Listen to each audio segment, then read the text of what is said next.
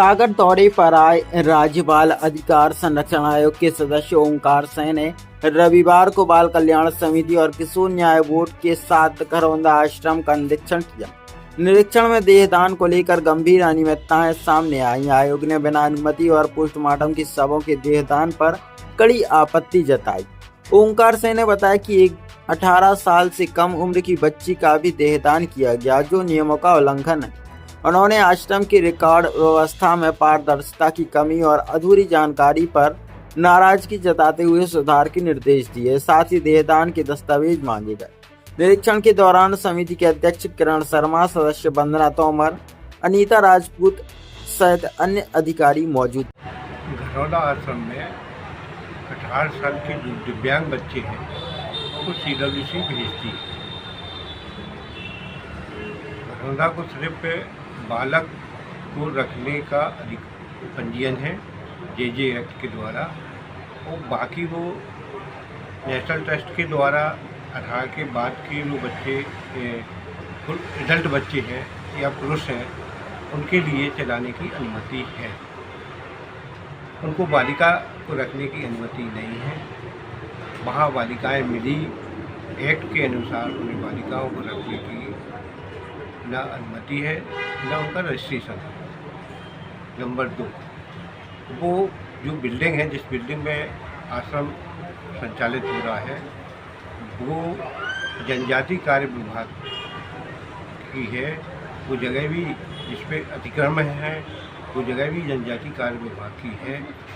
उस जगह अनुसूचित जाति के बच्चों का छात्रावास का निर्माण हुआ है और ठेकेदार ने हैंडओवर भी नहीं की विभाग। वहाँ छात्रावास भी संचालित नहीं हुआ। उसके बाद वहाँ सारे आयु के बच्चे, बालक बालिका, मेल फीमेल, जो अलग अलग निवास का स्थान होना था, वो एक साथ वहाँ बच्चों को रखे हैं। ये नियम विरुद्ध है।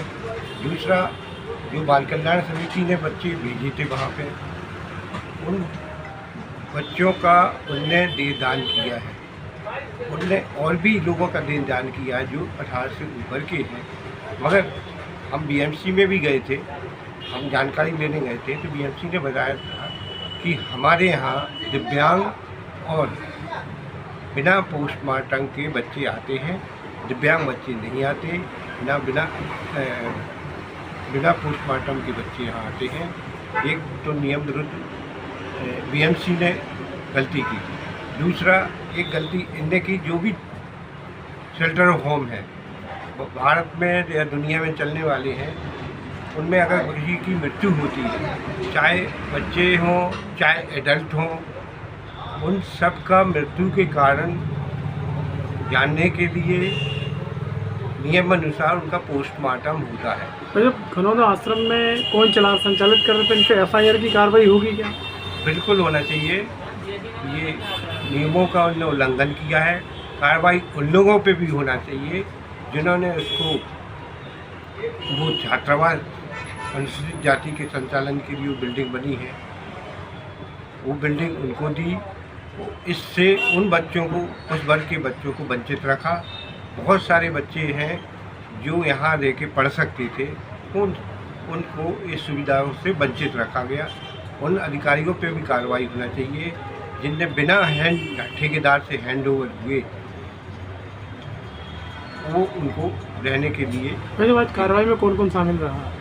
कार्रवाई में बाल कल्याण समिति थी, उनके अध्यक्ष थे, बाकी सदस्य थे, किशोर न्याय बोर्ड से वंदना तोमर जी थी, विभाग जनजाति कार्य विभाग से भी थे, सामाजिक न्याय से भी थे और महिला बाल विकास के प्रतिनिधि थे। उनके सामने पूरी कार्रवाई की है। Thank you.